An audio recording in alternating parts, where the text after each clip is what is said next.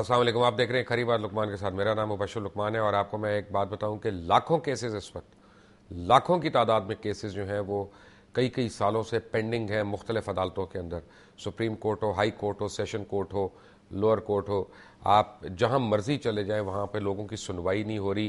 لوگ جو ہے بغیر پیشیوں کے جیلوں کے اندر قید ہیں کیونکہ ان کی تاریخیں نہیں پڑھ رہی ہیں, اور اتنی دیر لوگ جیلوں میں گزار چکے ہیں کہ جن کی شاید ان کے جرائم کی سزا بھی نہیں ہونی تھی.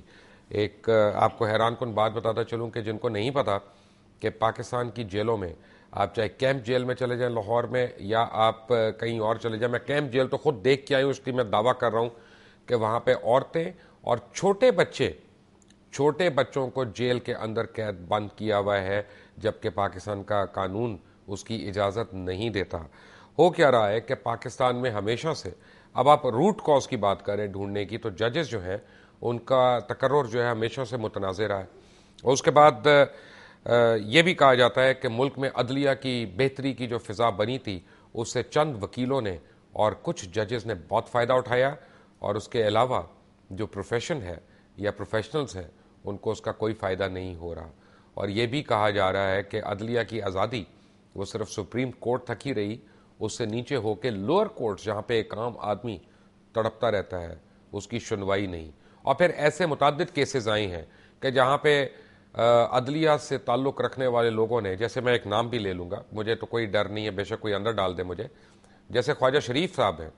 خواجہ شریف صاحب نے دو گھر بھی مراد کے طور پہ لے لیے, ایک لٹن روڈ پہ لے لیا, ایک جیو آر کے اندر لے لیا, اور اس کی پہلے نظیر نہیں ملتی. اور اس کے بعد خواجہ شریف نے اپنی کتاب میں اعتراف کر لیا کہ انہوں نے میاں شہباز شریف سے پیسے بھی لیے ہیں جو ان کے بچے نے وصول کیے. بہرحال یہاں پہ ججز کا تقرر کس طرح سے ہونا چاہیے اس کو تو ڈسکس کریں گے, لیکن ایک بہت اہم کیس میں آپ کے سامنے لے کے آؤں گا, اور اس سے لگے گا یہ, میں کہہ رہا ہوں بظاہر لگے گا یہ کہ شاید کورٹ باعث ہو رہا ہے, لیکن ہو رہا ہے کہ نہیں اس کے لیے ہم نے ایک ریٹائرڈ جسٹس کو بھی اپنے درمیان میں دعوت دی ہے, اور وہی ہمیں بتا سکتے ہیں, کیونکہ بہرحال میری قابلیت نہیں ہے کہ میں اس کے اوپر خود سے یہ رائے دے سکوں. جسٹس سعید الزماں صدیقی ماہر قانون ہے, کراچی سے ہمیں جوائن کر رہے ہیں, آپ کا بہت بہت شکریہ. جناب جسٹس رشید رضوی صاحب ہیں, اگین ماہر قانون ہے, کراچی اسٹوڈیوز میں ہمارے ساتھ ہیں, آپ کا بہت بہت شکریہ ہمیں جوائن کرنے کے لیے. احمد اویس صاحب ہیں, لاہور اسٹوڈیوز میں ہمارے ساتھ موجود ہیں, اور محترمہ آسمہ جہانگیر ہیں جو ہمیں لاہور سے ہی جوائن کر رہی ہیں اپنے چیمبر میں سے. اور ایک میرے مسٹری گیسٹ ہیں, وہ ابھی میں نہیں دکھاؤں گا, نہ بھی آپ کو بتاؤں گا کہ وہ کون ہے اور ان کی کیا پلی ہے. سب سے پہلے جسٹس سعید الزماں صدیقی صاحب, مجھے یہ بتائیے گا صرف کہ جو باتیں میں نے اوپننگ میں کی, کیا آپ ان سے اتفاق کرتے ہیں, اختلاف کرتے ہیں, تو پھر ہم آگے چلیں. جی میں سمجھتا ہوں بہت ساری باتیں جو آپ نے کہیں وہ ویسی ہی ہیں جیسا کہ آپ نے بیان کیا. ہو سکتا ہے اس میں کچھ لوگ آپ سے اختلاف کریں, لیکن اس کے اختلاف کی کوئی وجہ ہونی چاہیے, اس کی کوئی وجہ بتائی جائے گی جو آدمی اختلاف کرے گا. جہاں تک دیکھیے جوڈیشری کی انڈیپینڈنس کا تعلق ہے, وہ آپ نے بالکل صحیح کہا کہ اصل معاملہ لوور کورٹس کا ہے.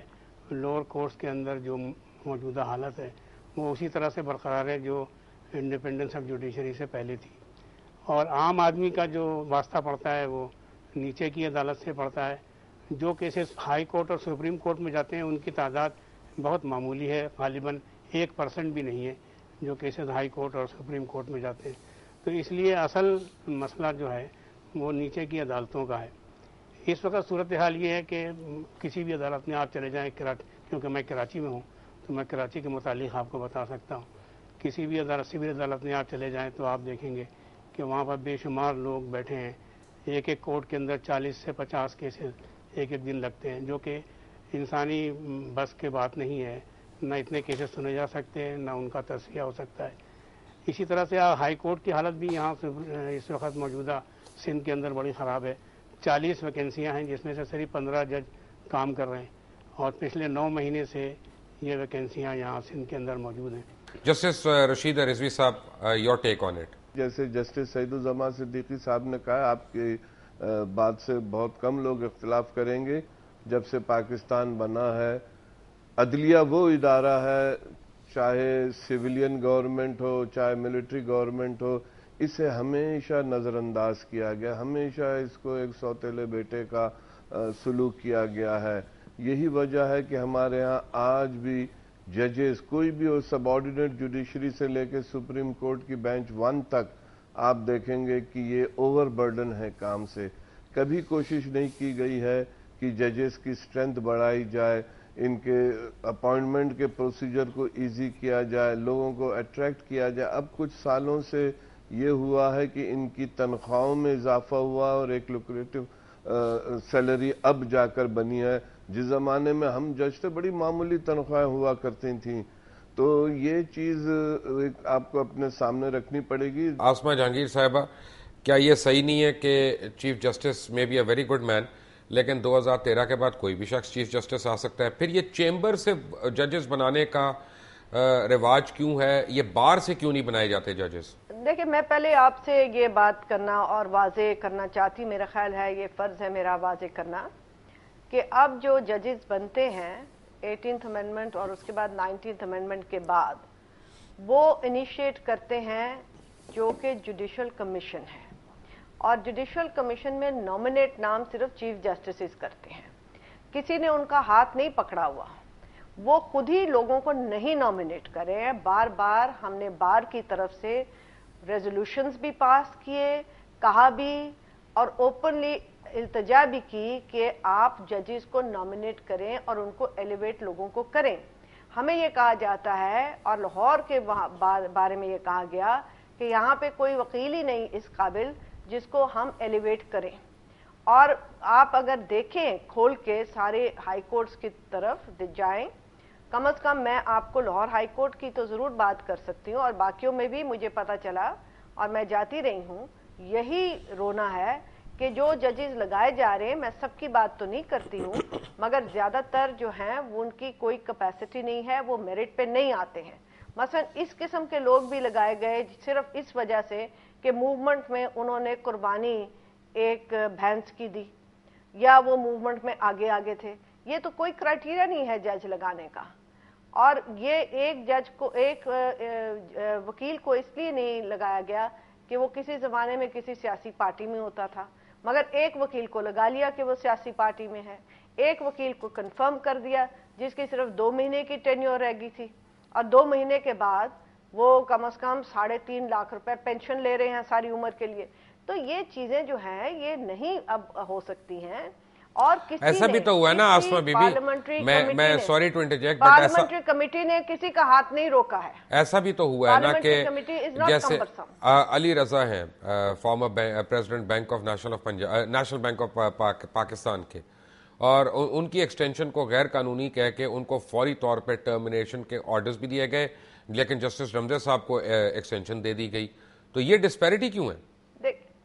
نہیں، آپ دیکھیں، میں علی رضا کا نہیں قصہ جانتی ہوں، مگر میں یہ ضرور کہتی ہوں کہ ہماری بار میں سافٹ اکاؤنٹیبلٹی ہوتی ہے. آپ نے دیکھا، ہم نے ایک پرسنالٹی کی بات نہیں ہے، ہم کسی کے خلاف کوئی گراؤس نہیں رکھتے اور نہ رکھنا چاہیے. سارے ججز ہمارے لیے قابل احترام ہیں، مگر ہم ایڈ ہاکزم کے خلاف ہیں. صرف ہم نہیں ہیں، اجمل میاں صاحب کی اپنی ججمنٹ ہے جس کے اندر انہوں نے یہ کہا ہے مطلب کہ یہ بالکل as a measure of last resort ہو.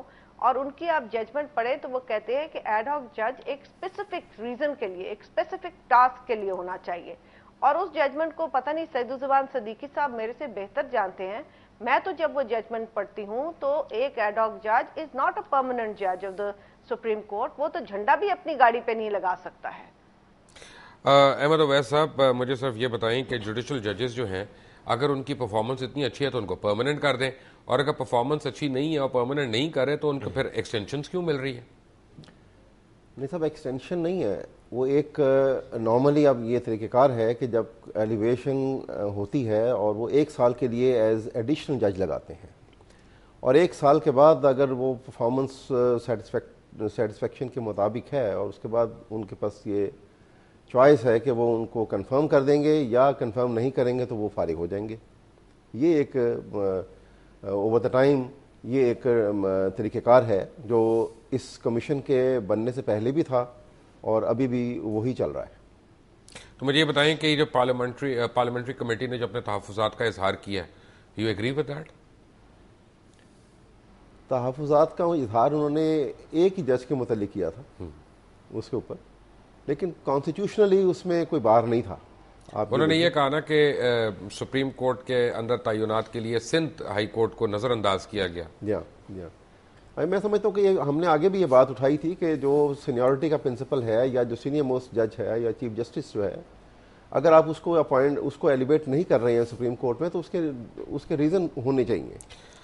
میں ایک بڑا پینفل سا سوال پوچھنا ہے جسٹس سعید الرحمان صدیقی صاحب آپ سے اور جسٹس رشید رضوی آپ سے، کیونکہ یہ دونوں جو ہیں یہ تو وکلا رہنما ہیں، آسما جہانگیر صاحبہ بھی اور احمد اویس صاحب بھی، تو ان کو میں وہ سوال نہیں پوچھنا چاہ رہا آپ سے کہ ایسا بھی تو ہے نا کہ ہمارے اتنے کمزور ججز جو ہیں ان وہ ہم سب کو چاہیے، کیونکہ جب وکلا کو پسند نہیں آتی ان کی کوئی بات تو ان کے اوپر حملہ کر کے یا ان کو کورس کر کے اپنی مرضی کے ڈیسیجنز بھی لے لیتے ہیں، اپنی مرضی کی تاریخیں بھی لے لیتے ہیں.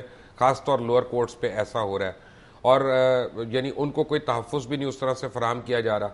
تو یہ تو سارا ایک ویک جوڈیشل سسٹم جو ہے، یہ تو ہماری اس میں لائرز کی بھی تو کچھ کنٹریبیوشن ہوئی نا جی. نہیں، آپ کیوں سمجھتے کہ ہم یہ جواب نہیں دے سکتے؟ میں تو اس لیے میں یہ نہیں کہہ رہا کہ آپ دے نہیں سکتی. I was just being kind. ہم اس کو پبلکلی کنڈیم کرتے ہیں، ہم کرتے سمجھتے ہیں کہ یہ ایسے وائلنس اور ایسے نہیں ہونا چاہیے. ہم بار بار ہم نے سپریم کورٹ بار سے کہا کہ ہاں ہمیں ججوں کا احترام کرنا چاہیے، ہمارے ڈفرینسز ضرور ہوں گے، مگر ہم اس چیز کو بالکل برا سمجھتے ہیں، ڈیناؤنس کرتے ہیں. پرابلم یہ آسما بی بی کہ جس بھی وکیل نے وائلیشن کی ہے، مین ہینڈلنگ کی ہے، پولیس والے کو بھی مارا ہے، جج کے چیمبر پہ بھی اٹیک کیا، اور یعنی اس کو کوئی چارج شیٹ نہیں دی گئی، اس کے اوپر کوئی یعنی ایکشن نہیں ہوا. دینی چاہیے، یہ تو بار کاؤنسلز کا کام ہے، انہیں دینا چاہیے. آپ کو پتا ہے کہ میں نے کتنی عورتوں کا کیس لیا ہے جو کہ مرد وکیلوں کے خلاف ہوتا ہے، اور مرد وکیل وہ کیس نہیں لیتے، بے شمار لیے. ایسا بھی تو ہوا ہے نا جسٹس سعید الرحمان صدیقی صاحب کے سیالکوٹ بار نے ایک ریزولوشن پاس کی کہ اگر کسی پرچے میں کوئی وکیل نامزد ہے، کوئی وکیل اس کے خلاف کھڑا ہی نہیں ہوگا اور اپیئر نہیں ہوگا وہاں پہ. دیکھیے یہ بالکل سراسر غلط ہے، اس لیے کہ ہر ایکیوز کو یہ حق پہنچتا ہے کہ وہ اپنے چوائس کے وکیل سے اپنے آپ کو ڈیفینڈ کرے. یہ ایک فنڈامنٹل رائٹ ہے جو کہ ڈینائی نہیں کیا سکتا. اس قسم کی پریکٹس ریسنٹلی ڈیولپ ہوئی ہیں، اس سے پہلے تو ہمارے زمانے میں تو ایسی کوئی بات نہیں ہوتی تھی.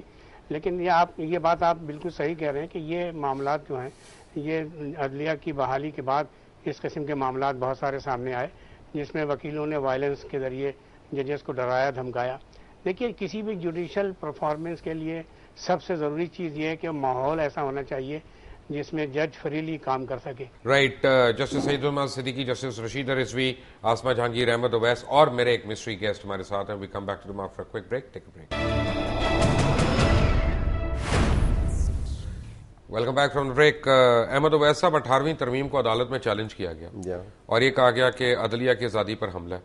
سپریم کورٹ نے پارلیمنٹ کو ہدایت کی کہ اس کے میکانزم میں ترامیم کرے. کیا سپریم کورٹ اپنی جورسڈکشن میں ہے جب وہ پارلیمنٹ کو انسٹرکٹ کرتی ہے کہ کون سا قانون بنانا ہے یا اس میں کیسے امینڈمنٹ کرنی ہے؟ نہیں کر تو نہیں سکتی، لیکن وہ ایک سجسٹو وے میں انہوں نے کیا تھا. اگرچہ ہم اس کی بھی عدالت کے پاس تو کوئی آئینی اختیار نہیں ہے.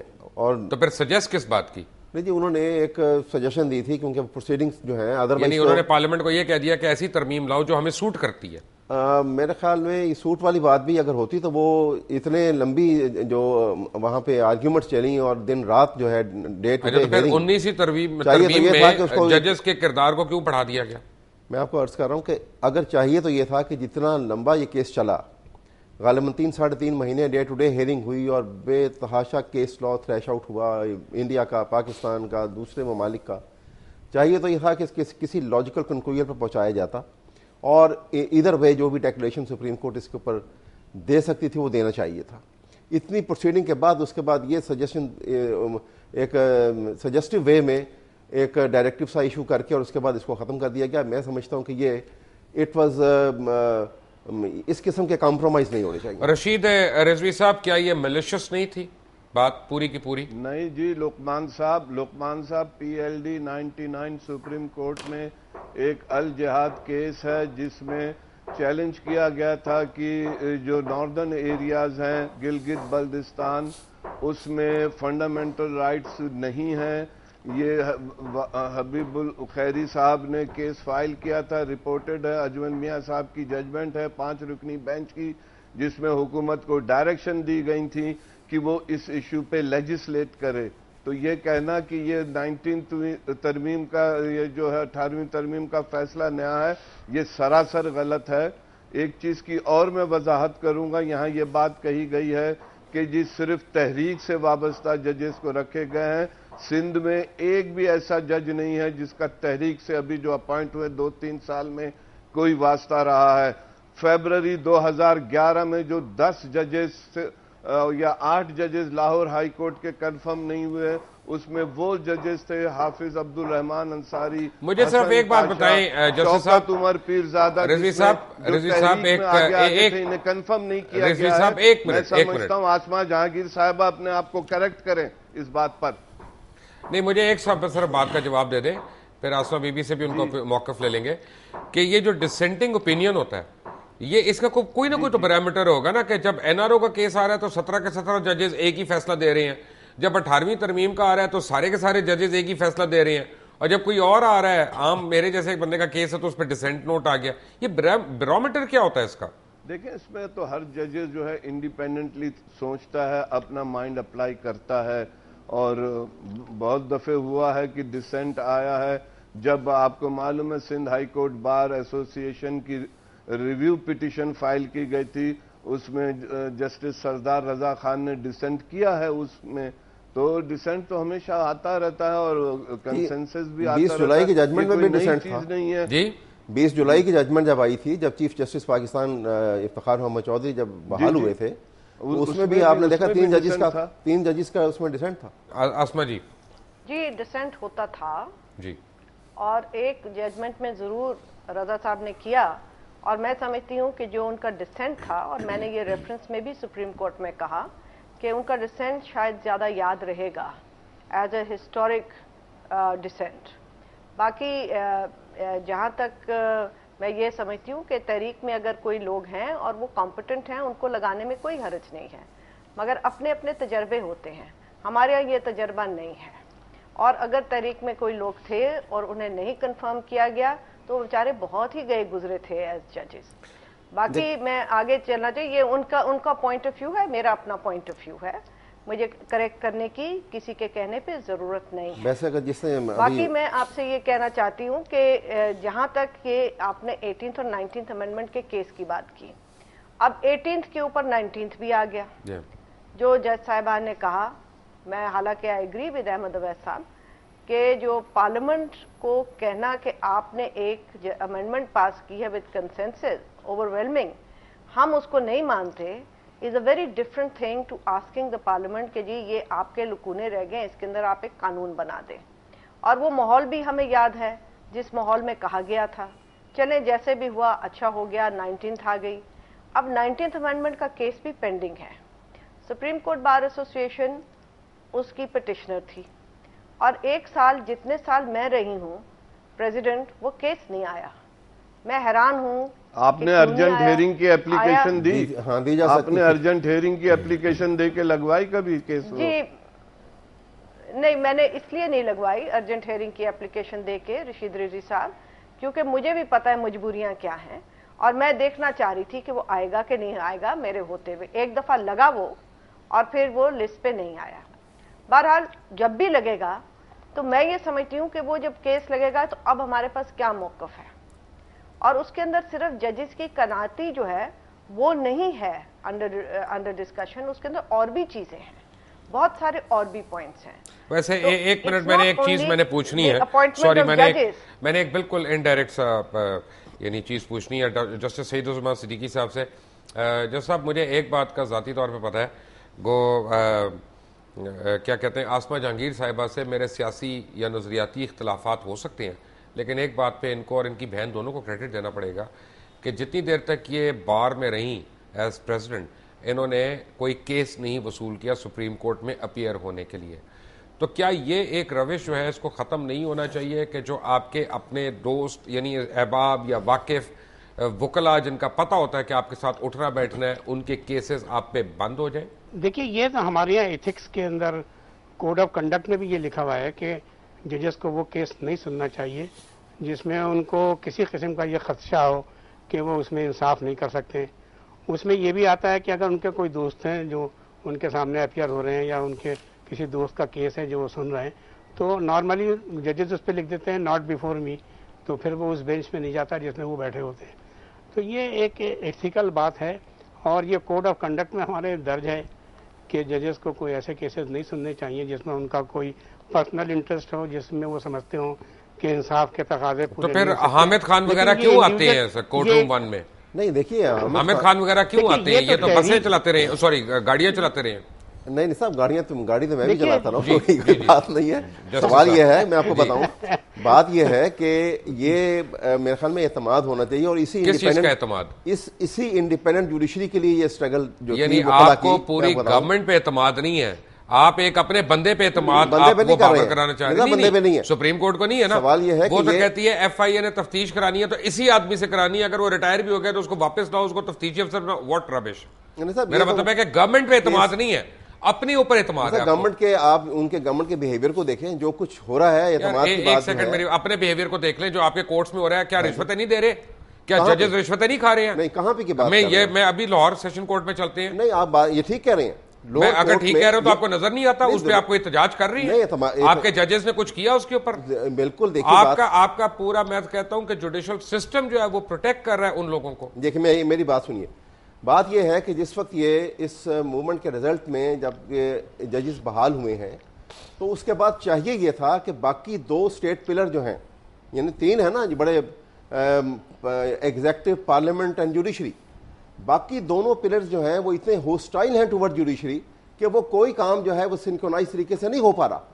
वरना तो चाहिए यह था कि इनकी रिकमेंडेशन के यार ऊपर, मेरी एक बात सुनिए। एक मेरी बात नहीं, सुनिए, एक मिनट अहमद थोड़ी उबैद मेरी साहब बात- ठहरे। जी ऑप्टिक्स भी होते हैं ना कोई चीज। जी। प्राइम मिनिस्टर का बेटा अदालत में चला गया है और आपके एक और फेडरल मिनिस्टर, उनके बेटे को आपने बगैर किसी केस के 8 महीने जेल में रख लिया और उसने फिर भी अदालती यानी कार्रवाई के अंदर हिस्सा लेके अपनी रिहाई पाई। हर आदमी तो आपके सामने पेश हो रहा है। बाबर अवान साहब ने अपनी वजारत छोड़ दी आपके सामने पेश होने के लिए। मेरे तो कौन सी हॉस्टिलिटी की बात कर रहे हैं? मैं हॉस्टिलिटी, देखिए हॉस्टिलिटी की बात तो है।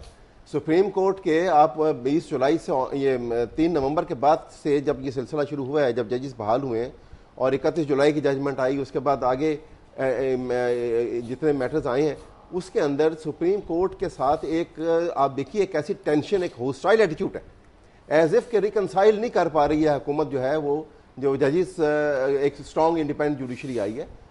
ये अपनी जगह जो वहां पे अदालतों के अंदर भी जिस आइडियल तरीके के साथ काम होना चाहिए नहीं हो रहा, हम खिलाफ हैं उसके। मैं एक छोटी सी हम सवाल बहुत- आसमा जहांगीर से पूछ लूं या। कि 22 जनवरी 2010 को 10 एडिशनल जजेस लाहौर हाई कोर्ट में सरप्लस बन गए और जुडिशल कमीशन ने 10 एडिशनल जजेस को ना मजीद एक्सटेंशन दी और ना ही उनको मुस्तकिल किया, और जबकि जुडिशल कमीशन ने दूसरे 24 साथियों को 1 साल की तौसीह दे दी। अब सवाल ये है, इन 10 लोगों को आला अदलिया में क्यों बिठाया गया अगर वो कॉम्पिटेंट ही नहीं थे, और अगर इस जॉब के लिए अगर नौकरी के अहल नहीं थे तो उनको वहां पे रखा क्यों गया, और थे तो फिर उनको निकाला क्यों गया? What's going on? देखिए, मैं आपसे ये अर्ज करना चाहती हूँ कि हमारे बहुत क्रिटिसिज्म है जिस तरीके से अब एलिवेशंस हो रही हैं, मगर आहिस्ता आहिस्ता ये ठीक भी हो जाएगा, मुझे उम्मीद है। मगर अभी तक मैं मायूस हूँ। मगर इसमें सिर्फ एक जुडिशल कमीशन नहीं है, पार्लियामेंट्री कमेटी भी खमसा खमसी चलती है। एक दफ़ा उन्होंने एक इशू ले लिया, कुछ जजों को उन्होंने नहीं रिकमेंड किया तो एक केस हो गया, और एक जज साहब ने फिर जजमेंट दे दी एक बेंच ने कि जुडिशल कमीशन को बिल्कुल, जो पार्लियामेंट्री कमेटी है उसको बिल्कुल ही एक तरह से डॉर्मेंट कर दिया। अब वो बजाय इसके कि वो अपने पावर्स और अपने इख्तियारात को लें, वो बिल्कुल बैठ गए बकरी की तरह। अब वो कहते हैं कि हमारा ख्याल है ये नहीं होना चाहिए था, मगर चले आप कर दें। हमारे अपने नुमाइंदे जो जुडिशियल कमीशन में बैठे हुए हैं, मैंने तो खुद उनसे बड़ी माजरत के साथ कहा, मैं बड़ी उनकी इज्जत करती हूँ, मगर उनको भी वहां पे कोई बात करनी चाहिए। और जुडिशियल कमीशन में आपसे मैं एक अर्ज करूं कि कोई मिनट्स नहीं होते, मिनट्स नहीं होते, आपको पता ही नहीं वहां क्या होता है। कोई अगर डिसेंट भी करे तो उसका कुछ समझ नहीं आता, फायदा ही नहीं है। मगर ये जो हॉस्टिलिटी की बात है ना, देखिए मैं ये समझती हूँ कि एक फेयर है, hostility I would not call it, एक फेयर है on the side of the executive कि کیا جوڈیشری ہمارے ساتھ کیا کرے گی اور کس کی اما پہ کرے گی. اور جہاں تک جوڈیشری کا تعلق ہے, جوڈیشری بھی ایک انسیکیورٹی میں کبھی کبھی مبتلا ضرور ہو جاتی ہیں, بیکاز وہ سمجھتی ہیں کہ ہم نے لوگوں کو اور قوم کو ایک وعدہ کیا تھا کہ ہم یہاں سے چیزیں جو ہیں صاف کریں گے, اور ان کو صاف ہوتی نظر نہیں آتی ہے, کیونکہ ہماری حکومت کی بھی جو کارکردگی ہے معذرت کے ساتھ وہ اتنی ناقص ہے کہ لوگ جو ہیں وہ تھوڑے بہت تنگ ہیں اور کسی کی طرف تو ان کو دیکھنا ہے. لیکن آصفہ بی بی مجھے ایک بات بتائیں, مجھے ایک بات بتائیں, ایک عام آدمی کی نظر سے ایک بات بتائیں کہ میں آپ کو 2 ججز کی ایگزامپل دیتا ہوں, جسٹس رفیق تاڑا اور خواجہ شریف, کہ یعنی جو ایک پرٹیکولر پولیٹیکل فیملی کے اوپر 95% کیسز کے فیصلے ان دونوں نے کیے اور 100% ان کے فیور میں کیے. Does that make sense? کیسے کانفیڈنس ہوگا جوڈیشری پہ؟ دیکھیں میں تو already I am on record what I think about both these ججز, اور بلکہ میں سعید الرحمان صدیقی صاحب بیٹھے ہیں, جب شروع میں لائرز موومنٹ شروع ہوئی تب ہمیں سامنے نظر آتے تھے ناصر حسن زاہد صاحب, فخر الدین صاحب, رول آف لا کی بات کرتے تھے. اب جس دن یہ لوگ آگے رول آف لا کی بات کرنے لگے تو میرے بھی دل میں کھٹکا ہوا کہ یہ اور رول آف لا, تو معذرت کے ساتھ ہماری جوڈیشری کی کوئی ہسٹری اتنی اچھی رہی نہیں ہے. جو ہم کہتے ہیں یہ اگنورڈ رہے ہیں وہ تو خود آج مان رہی ہے. اور پہلے جب جانے سے پہلے, جب ججز ریسٹور ہونے سے پہلے تو انگوٹھا چھاپ جوڈیشری تھی. ایک سعید الرحمان صدیقی صاحب اور ان کے کولیگز نے کی ہمت کہ انہوں نے کہا ہم اب انگوٹھا چھاپ نہیں, ہم آپ کو کوئی کسی نئے کانسٹیٹیوشنل آرڈر کے تحت نہیں بیٹھنے دیں گے. ورنہ کیا تھا, اس جوڈیشری نے کیا کمال کیا پاکستان کے لوگوں کے لیے. یہ تو جو فوجی آتے تھے ان کو ٹھپا ٹھپ وہاں پہ لگا کے دیتے تھے ٹھپے, اور اس کے بعد جب جوڈیشری بحال ہوئی ہے دیکھیں فرق آیا ہے, ایگزیکٹو کے وہ اتنی تابع نہیں ہے. سو یہ تھوڑا بہت فرق آیا, مگر میں سمجھتی ہوں کہ ان کو اپنے آپ کو تھوڑا سا ڈی پولیٹیسائز کرنا پڑے گا.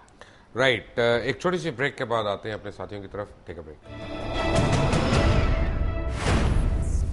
Welcome back from the break. ایک میں آپ کو بڑا انٹرسٹنگ کیس سناؤں کہ 26 جون 2008 کو لاہور کے حلقہ NA 123 میں ضمنی انتخابات ہونے تھے. اس ضمنی انتخابات میں حصہ لینے کے لیے میاں محمد نواز شریف سمیت دیگر امیدواروں نے الیکشن میں کاغذات جمع کرا دیے. NA 123 میں الیکشن میں امیدوار ایک جو تھے انہوں نے میاں نواز شریف کو نااہل قرار دینے کے لیے لاہور ہائی کورٹ میں ایک درخواست جمع کرائی. تو میاں نواز شریف نے عدالت عالیہ کے سامنے پیش ہونے سے انکار کر دیا اور کہا میں PCO ججز کو نہیں مانتا. اور الیکشن سے 2 دن پہلے 23 جون 2008 کو لاہور ہائی کورٹ نے نواز شریف کو نااہل قرار دے دیا. تو میاں برادران نے کہا ہم اس فیصلے کے خلاف سپریم کورٹ میں اپیل نہیں دائر کریں گے کیونکہ وہاں پہ بھی PCO ججز بیٹھے ہوئے ہیں. لاہور ہائی کورٹ کے فیصلے کے خلاف وفاقی حکومت نے میاں نواز شریف کے حق میں الیکشن سے 1 دن پہلے لاہور ہائی کورٹ کے خلاف اپیل دائر کر کے سٹے حاصل کر لیا. اور سپریم کورٹ میں 3 رکنی بینچ جس کی سربراہی جسٹس ڈگاری نے کی, اس بینچ نے میاں نواز شریف کیس کی سماعت کرتے ہوئے 8 ماہ بعد 25 فروری کو فیصلہ سناتے ہوئے لاہور ہائی کورٹ کا فیصلہ برقرار رکھتے ہوئے میاں نواز شریف کو نااہل قرار دے دیا. 16 مارچ کو چیف جسٹس افتخار محمد چودھری کو بحال کر دیا گیا اور 26 مئی کو جسٹس تصدق جیلانی کی قیادت میں بینچ جو ہے اس نے نواز شریف کو اہل قرار دے دیا گیا. اور اس کے بعد 5 جون کو الیکشن کمیشن آف پاکستان نے نوٹیفیکیشن جاری کر دیا کہ 30 جون 2009 کو پولنگ ہوگی. پولنگ اور الیکشن میں فرق ہوتا ہے. الیکشن کا مقصد ہے کہ پورا انتخابی عمل دوبارہ دہرایا جائے, یعنی نیا انتخابی شیڈول جاری کیا جائے. لیکن 2009 کو 10 جون میں الیکشن کمیشن نے ایک اور نوٹیفیکیشن جاری کیا جس میں پنجاب میں لا اینڈ آرڈر سچویشن کو بہانہ بنایا گیا اور اس کی وجہ سے الیکشنز کو پوسٹ پون کر دیا گیا. پہلے نوٹیفیکیشن میں کہا گیا کہ صرف پولنگ ہوگی, جبکہ دوسرے میں کہا گیا کہ انتخابی شیڈول الیکشن کمیشن کی طرف سے جاری کر دیا گیا ہے. کچھ یعنی اس حلقے سے امیدوار جو ہیں یا تھے ان میں سے ایک ہمارے ساتھ بیٹھے ہیں اس وقت اور ان کو عدالتوں سے بڑا شکوہ ہے. وہ کہتے ہیں یہ عدالتیں میاں نواز شریف کے خلاف کسی قسم کا فیصلہ نہیں دے سکتی. الیاس گجر صاحب, صحیح کہہ رہا ہوں غلط کہہ رہا ہوں؟ جی بہت شکریہ, میں آپ کا شکریہ ادا کرتا ہوں, آپ نے مجھے ٹائم بھی بڑا مخصوصہ دیا. میں یہ گزارش کرنی چاہتا ہوں کہ جب میاں نواز شریف صاحب کو بحال کر دیا گیا, وہ یہ عدالت کا فیصلہ تھا, ہم سب لوگوں نے ماننا ہوتا ہے, ہم کہتے ہیں آزاد عدلیہ. اس کے بعد جب 5 جون 2009 کو ایک notification election commission of Pakistan جاری کرتے ہیں کہ اس حلقے کی پولنگ ڈے رکی تھی اور پولنگ ہی 30 جون 2009 کو کروائی جائے گی.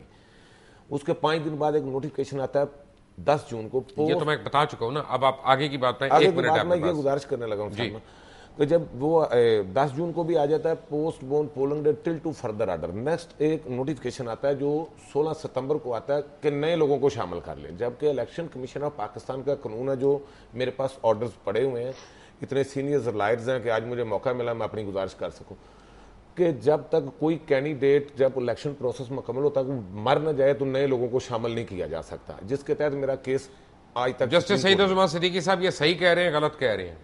मैंने तो इसके स्टडी नहीं किया इस पॉइंट को, इसलिए मैं कोई अपनी राय तो नहीं दे सकता, लेकिन इलेक्शन रूल्स तो वाजे हैं, वो वाजे होंगे और उसके अंदर जो भी लिखा हुआ है उसके मुताबिक ही काम करना चाहिए, चाहे वो किसी के भी मुखिलाफ। जस्टिस रशीद रिजवी साहब ये सही है कि गलत है?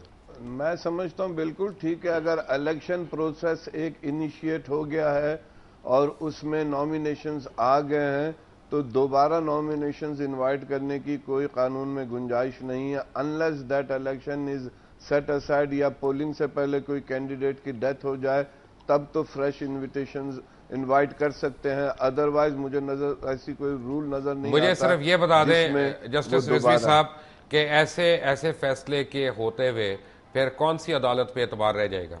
नहीं, एक फैसला जो है वो या मैं ऐसे कई दे सकता हूं आपको, ऐसे कई दिखा सकता हूं, आपको भी पता है। किसी कोर्ट के जो है स्टेटस को डिटरमिन नहीं करती है, ये अफसोसनाक जरूर है।